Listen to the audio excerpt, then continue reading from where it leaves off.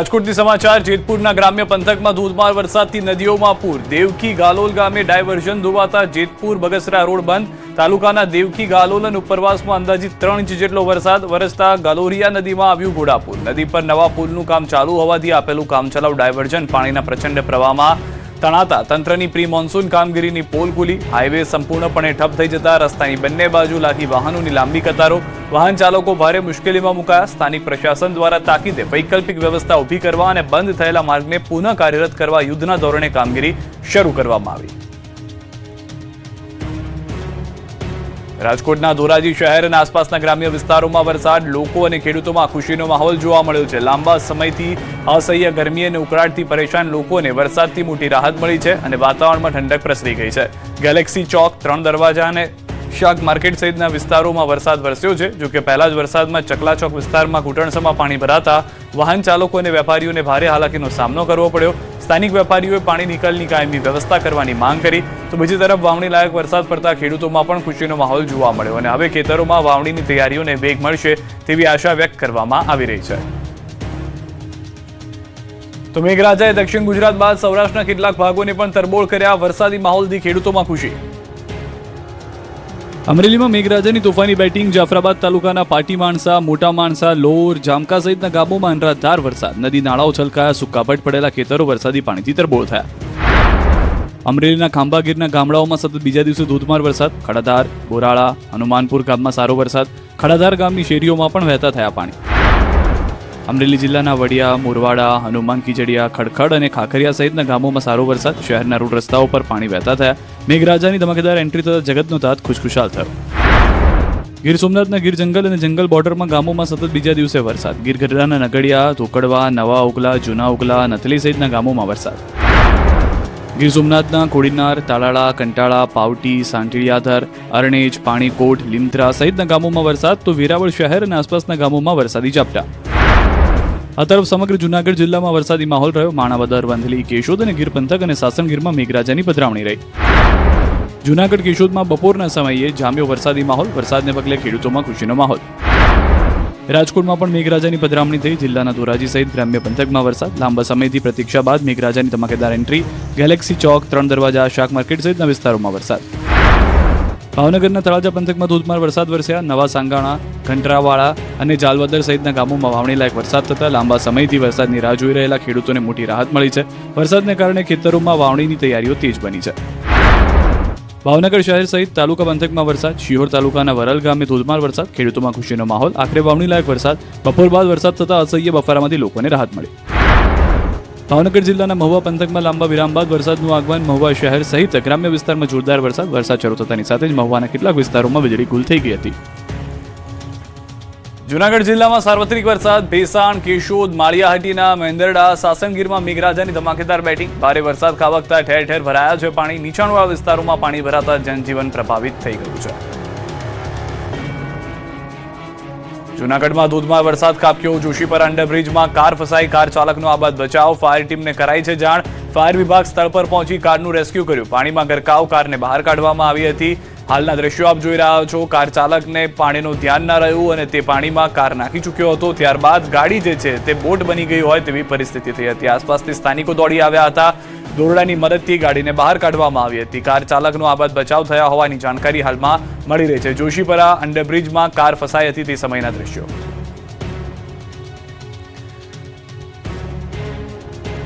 દક્ષિણ ગુજરાત, સૌરાષ્ટ્ર બાદ મેઘરાજાએ મધ્ય ગુજરાતના કેટલાક ભાગોમાં પણ જમાવટ કરી. મધ્ય ગુજરાતના કેટલાક જિલ્લાઓમાં પણ મેઘરાજાએ જમાવટ કરી. છોટાઉદેપુર જિલ્લાના ઘણા તાલુકામાં વરસાદ રહ્યો. ક્વાંટ તાલુકામાં ધોધમાર વરસાદ, જેના કારણે પાનવડમાં ધામની નદીમાં નવા નીર આવ્યા.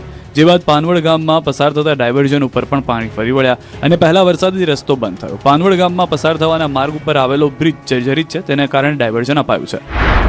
છોટાઉદેપુરના ક્વાંટમાં ધોધમાર વરસાદને કારણે કરજવાડ ગામ પાસે બનાવવામાં આવેલ ડાયવર્ઝન પર પાણી ફરી વળ્યું.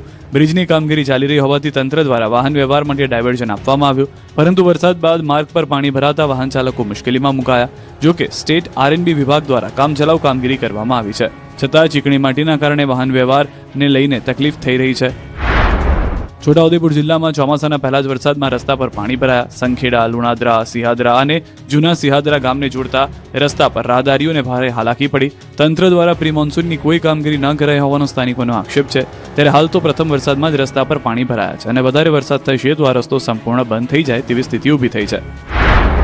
આ તરફ છોટાઉદેપુરમાં સતત વરસાદી માહોલથી ક્યાંક ખુશી તો ક્યાંક ગમ છે. ખેડૂતોએ કરેલી વાવણીને લઈને ખુશીનો માહોલ છે, તો બીજી તરફ ખેતરોમાં પાણી પણ ભરાયા છે. નેશનલ હાઈવે પાસેના ખેતરો પાણીમાં ગરકાવ થયા છે.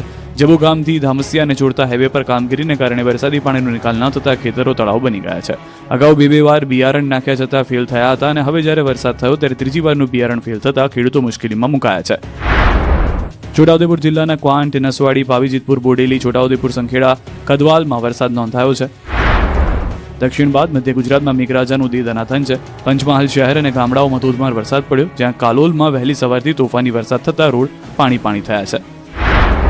તો વડોદરામાં પણ સતત બીજા દિવસે પણ વરસાદી માહોલ રહ્યો. ડભોઈના વેગા રોડ, ફરતીકુઈ, વેગા, હંસાપુરા, થુવાવી સહિતના વિસ્તારોમાં વરસાદ રહ્યો. સતત બીજા દિવસે વરસાદ પડતા ખેડૂતોમાં ખુશી. પાવાગઢ ડુંગર ઉપર વરસાદી માહોલ. યાત્રાધામ પાવાગઢ ડુંગર ઉપર વરસાદ વરસતા પગથિયા પર વહેતા થયા પાણી. પગથિયા ઉપરથી ખળખળ ઝરણા વહી રહ્યા હોય એવા દ્રશ્યો સામે આવ્યા. વરસાદી માહોલ વચ્ચે ભક્તો કરી રહ્યા છે માતાજીના દર્શન. માતાજીના દર્શન માટે આવતા માઈ ભક્તો વરસાદી માહોલની અને આહલાદક વાતાવરણની મજા માણતા જોવા મળ્યા. માતાજીના દર્શન કરી ધન્યતા પણ અનુભવી રહ્યા છે દર્શનાર્થીઓ. દમણમાં મેઘરાજાની વિસ્ફોટક બેટિંગ. પ્રથમ વરસાદમાં જ બોલાવ્યા ભૂક્કા. 24 કલાકમાં 6.62 ઇંચ વરસાદ પડી ગયો. દમણનો રસ્તો બેટમાં ફેરવાઈ ગયા છે. કચી ગામ, સોમનાથ વિદ્યુત ભવન પાસે ભરાયા પાણી. મુખ્ય રસ્તા પર નદી વહેતી હોય તેવા દ્રશ્યો. પાણી ભરાવાને કારણે લોકો થયા છે પરેશાન. ચોમાસાએ બદલ્યું છે ગિયર. હવે એક સાથે 4 વરસાદી સિસ્ટમ ગુજરાતને ગમરોડી નાખશે. એક સાથે 4 વરસાદી સિસ્ટમ. 5 દિવસ દક્ષિણ ગુજરાતના જિલ્લાઓ સાવધાન. દક્ષિણમાં રેડ એલર્ટ, સૌરાષ્ટ્રમાં ઓરેન્જ એલર્ટ.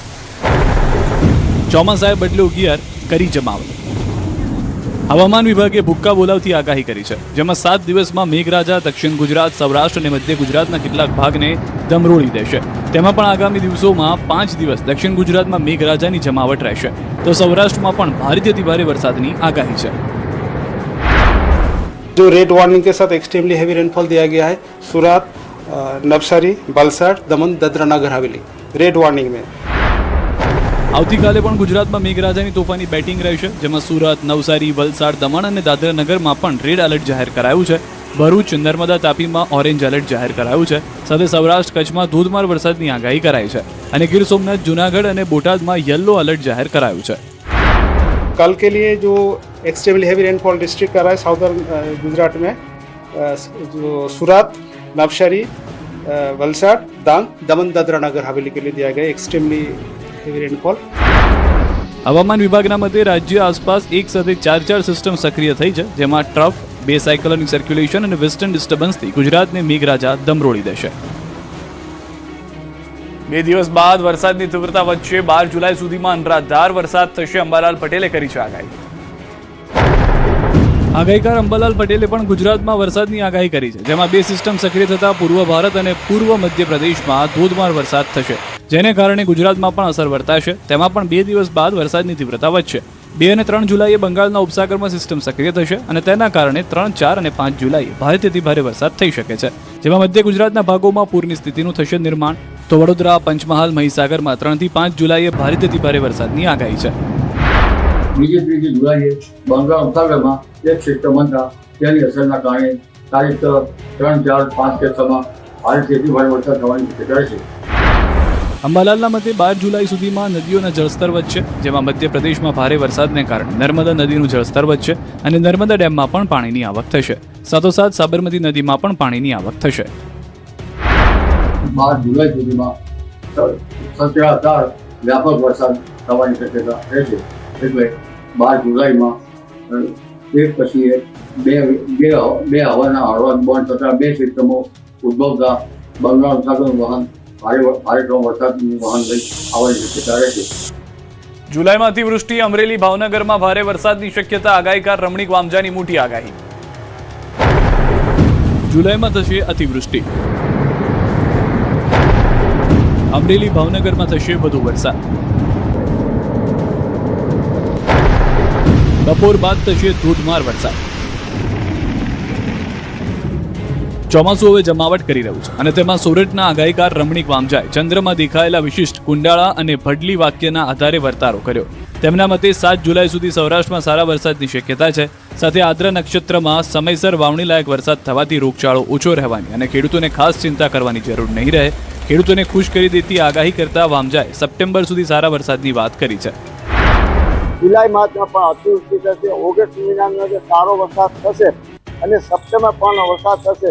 આ વર્ષે ભાદરવા મહિને અંદર વચ્ચે અંદર આદ્રા નક્ષત્રમાં ગાજની સાથે વરસાદ થશે. ખેડૂતોને ધ્યાનમાં રાખીને રમણીક વામજાએ જણાવ્યું કે હાલ મગફળી અને સોયાબીનનું વાવેતર કરનાર ખેડૂતોને સારો લાભ મળી શકે છે. કપાસના પાકનું પણ સારું ઉત્પાદન થવાની સંભાવના તેમણે વ્યક્ત કરી. જોકે વેપારમાં મંદી આવી શકે તેવી પણ આગાહી તેમણે કરી છે. મગફળી સોયાબીન વાવશે તે પણ સારું થશે અને કપાસની અંદર પણ સારું ઉત્પાદન છે. વામજાના મતે અમરેલી અને ભાવનગર જિલ્લામાં વરસાદનું પ્રમાણ વધુ રહેવાની શક્યતા છે. આગામી 7 દિવસમાં નદી નાળાઓમાં પૂર જેવી સ્થિતિ સર્જાઈ શકે તેવી સંભાવના પણ તેમણે વ્યક્ત કરી છે. 8મા દિવસે ચોમાસું આખરે આગળ વધ્યું છે. જો કે જૂન મહિનાએ નિરાશ કર્યા છે.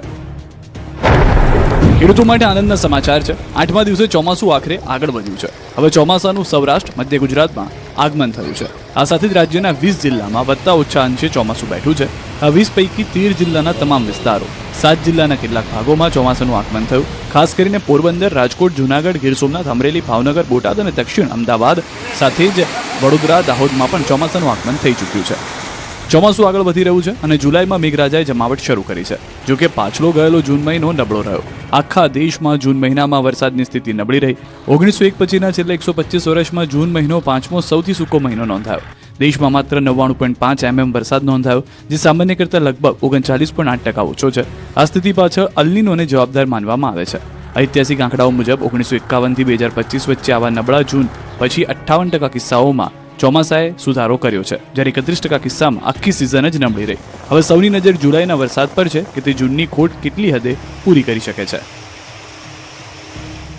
અન્ય સમાચારો પર હવે નજર કરીએ. જુલાઈ મહિનાના પ્રથમ દિવસથી મોટા બદલાવ આવ્યા છે. પેટ્રોલ, ડીઝલ અને ગેસ સિલિન્ડર મામલે મોટા બદલાવ. કમર્શિયલ એલપીજી સિલિન્ડરના ભાવમાં ઘટાડો. નાયરાએ પેટ્રોલ ડીઝલના ભાવ ઘટાડ્યા. ડીઝલના વેચાણ પર મર્યાદા હટી. દર મહિનાની શરૂઆતની જેમ જુલાઈ મહિનાના પ્રથમ દિવસથી પણ સામાન્ય લોકોના કિસ્સા અને રોજિંદા જીવન સાથે જોડાયેલા કેટલાક મહત્વના નિયમો બદલાયા. 1 જુલાઈથી દેશમાં કમર્શિયલ એલપીજી સિલિન્ડરના ભાવમાં મોટો ઘટાડો કરવામાં આવ્યો છે, જે વેપારીઓ અને સામાન્ય જનતા માટે રાહતના સમાચાર લાવ્યા છે. ઓઇલ માર્કેટિંગ કંપનીઓ દ્વારા કમર્શિયલ એલપીજી સિલિન્ડરના ભાવમાં ₹183.50નો ઘટાડો કરવામાં આવ્યો. તેની કિંમત 2,930 થઈ ગઈ. પહેલા તે 3,113.50માં મળતો હતો. નવી કિંમતો આજથી જ લાગુ થઈ ગઈ છે, જેના કારણે વેપારીઓ, હોટલ ઉદ્યોગોને સીધી આર્થિક રાહત મળશે. જોકે ઘરેલું એલપીજી સિલિન્ડરના ભાવમાં કોઈ ફેરફાર કરવામાં આવ્યો નથી અને તે અગાઉની જેમ જ યથાવત રહેશે. આ તરફ આંતરરાષ્ટ્રીય બજારમાં ક્રૂડ ઓઇલના ભાવમાં ઘટવાનો ફાયદો હવે ભારતીય ગ્રાહકોને મળવા લાગ્યો છે. ઇંધણ કંપની નાયરા પેટ્રોલ, ડીઝલના ભાવમાં ઘટાડો કરી ચૂકી છે, જેમાં પેટ્રોલના ભાવમાં ₹5 તો ડીઝલના ભાવમાં ₹3નો ઘટાડો કર્યો. હવે નાયરામાં પેટ્રોલનો નવો ભાવ ₹101.93 તો ડીઝલનો ભાવ ₹97.74 પહોંચી ગયો છે. દેશના 7,000 નાયરાના પેટ્રોલ પંપ પર ભાવ ઘટાડો થયો છે, જોકે અન્ય કંપનીઓના પેટ્રોલના ભાવ સ્થિર છે. આ તરફ આજથી ડીઝલના વેચાણ પર મર્યાદા હટાવાઈ છે. હવે પેટ્રોલ પંપ પર એક વાહનમાં ગમે તેટલું ડીઝલ ભરાવી શકાશે. અગાઉની એક દિવસમાં માત્ર 200 લીટર ડીઝલ ભરવાની મર્યાદા સમાપ્ત થઈ છે અને હવે ટ્રાન્સપોર્ટ ચાલકો ગમે તેટલું ડીઝલ ભરાવી શકશે. આ સાથે ફેક્ટરીઓ અને કમર્શિયલ ખરીદદારો પર લાદવામાં આવેલો પ્રતિબંધ પણ હટાવી દેવામાં આવ્યો છે. આ નિર્ણયથી સામાન્ય વાહન ચાલકો, ટ્રાન્સપોર્ટર્સ અને મોટા કમર્શિયલ ખરીદદારો તેમની જરૂરિયાત મુજબ જેટલું ઈચ્છે તેટલું ડીઝલ સીધા પેટ્રોલ પંપ પરથી ભરાવી શકશે. પૂનમના એક મેળામાં ચોરીની ઘટના બની. સીસીટીવીના આધારે પોલીસે કરી કાર્યવાહી. વાવ થરાદ જિલ્લાના યાત્રાધામ ઢીમામાં ભગવાન દ્વારકાધીશના પૂનમના ભવ્ય મેળા દરમિયાન એક મહિલા ભક્તના ગળામાંથી અજાણ્યા શખ્સે સોનાની ચેઇન ચોરી કરી હતી. ઘટનાને પગલે થોડા સમય માટે મેળામાં અફરાતફરીનો માહોલ સર્જાયો. જાણ થતાં વાવ પોલીસે સ્થળ પર પહોંચી તપાસ શરૂ કરી અને પ્રાથમિક તપાસના આધારે એક મહિલાની અટકાયત કરીને વધુ પૂછપરછ હાથ ધરી. ચોરાયેલી સોનાની ચેઇન મળી આવી છે કે નહીં અને અન્ય કોઈની સંડોવણી છે કે નહીં તે અંગે તપાસ ચાલુ છે. પોલીસે શ્રદ્ધાળુઓને મેળામાં કિંમતી દાગીના અને સામાનની ખાસ કાળજી રાખવા તેમજ કોઈ પણ શંકાસ્પદ વ્યક્તિ દેખાય તો તાત્કાલિક પોલીસને જાણ કરવાની અપીલ કરી છે. ઢીમામાં દ્વારકાધીશના મંદિરે દર પૂનમે ભવ્ય મેળાનું આયોજન થાય છે અને પૂનમના મેળામાં મોટી સંખ્યામાં ભક્તોની ભીડ ઉમટે છે. ત્રીજી આંખમાં કેદ થઈ 3 મોટી ઘટના. સુરતમાં ડરામણો અકસ્માત તો અમદાવાદમાં મારામારીનો બનાવ સીસીટીવીમાં કેદ. સુરતના વેસુ વિસ્તારમાં હચમચાવી નાખતો અકસ્માતનો બનાવ સીસીટીવીમાં કેદ થયો. બેફામ દોડતી કાર એક રિક્ષાને અડફેટે લીધી. રિક્ષા